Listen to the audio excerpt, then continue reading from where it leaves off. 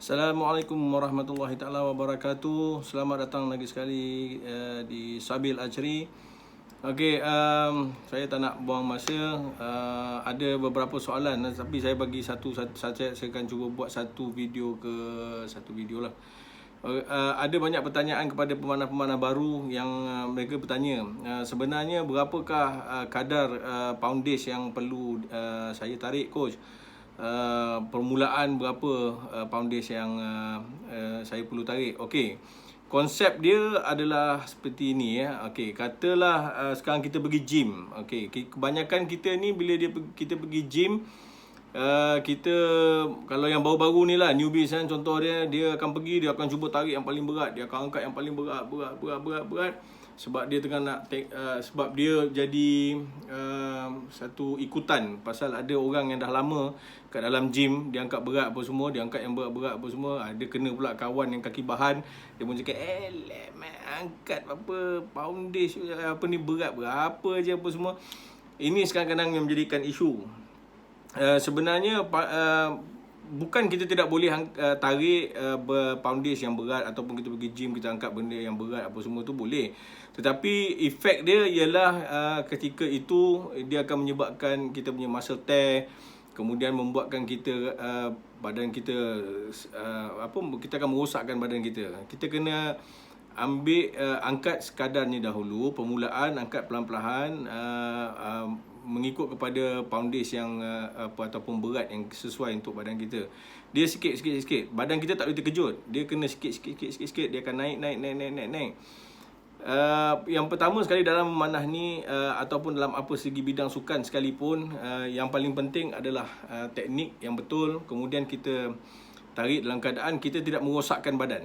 Okey, so kita kena tarik mengikut kepada kemampuan. Ambil mula dengan pound days yang rendah dulu. Walaupun dewasa, dia orang bertanya sebenarnya dewasa ni berapa dia punya berat yang dia boleh tarik. Sebenarnya dewasa ni dia tak ada limit untuk dia boleh tarik. Kalau dia train dengan bagus, dia boleh tarik 40, 45, 50, 55, 60, 65, 75 sampai 100, 120 pound terpulang. Okey, perbezaan di antara pound ni, sebenarnya pound ni digunakan di US lah, US ataupun bahagian-bahagian Eropah ni dia orang banyak guna pound.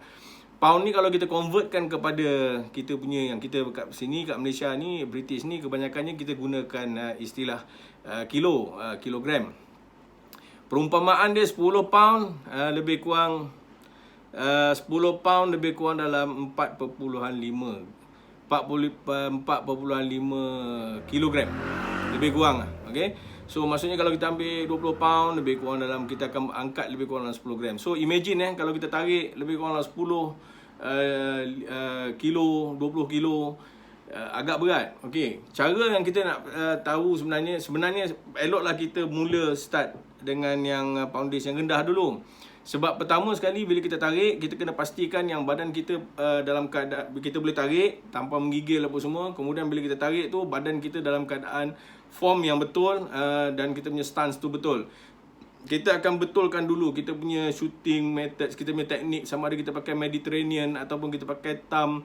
Betulkan dulu tangan kita dalam keadaan straight, bahu kita dalam keadaan straight, lurus, pernafasan kita betul, berdiri kita betul. Okey, bila kita dah buat macam tu, kita dah train, dia sedikit demi sedikit badan kita akan adjust. So dia akan adjust dengan sendirinya. Dia kata okey, ni pound days ni dah kurang. Ya, kita boleh lebihkan lagi, kita boleh naik dan kita boleh naik lagi. Okey, bila kita gunakan pound days, contohlah saya bagi example macam Roland Snake. Roland Snake hanya 26 pound. Masa yang mula-mula kita tarik tu, cakap alah lembut, alah apa dah hal ni 26 pound, tak ada masalah.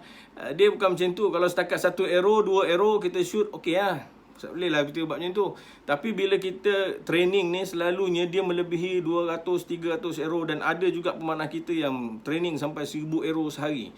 So bila kita tarik 26 pound dan kita mempunyai training macam tu sampai kita tarik 500 arrow sehari, maksudnya konsisten sehari, boleh tahan lah. Badan kita akan mula rasa sakit apa semua. Tapi bila kita dah buat 100-200 arrow sehari, tak ada masalah. Itu masa kita akan mula ubah dan kita akan upgrade kita punya pound days. Okay?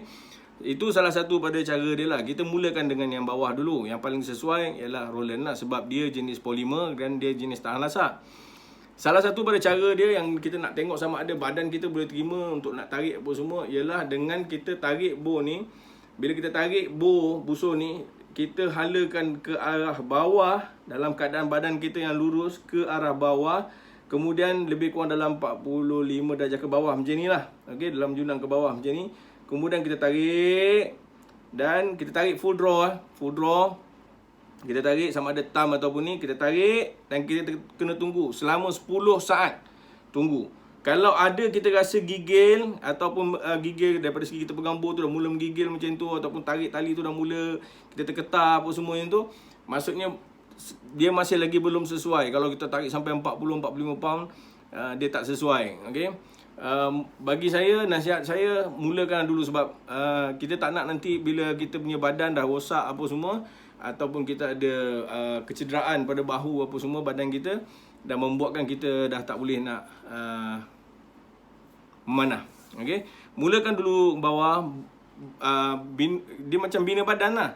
So kita bina badan kita sedikit demi sedikit, sedikit demi sedikit, sampai orang kata badan kita dah boleh terima, kita pun dah tahu, badan kita pun dah tahu, kita dah boleh record badan kita macam mana untuk lurus apa semua. Kemudian naik kepada yang peringkat yang lebih tinggi. Okey, sekadarnya dahulu. Okey, diharap yang video ini membantu. Okey, selamat memanah. Assalamualaikum warahmatullahi taala wabarakatuh.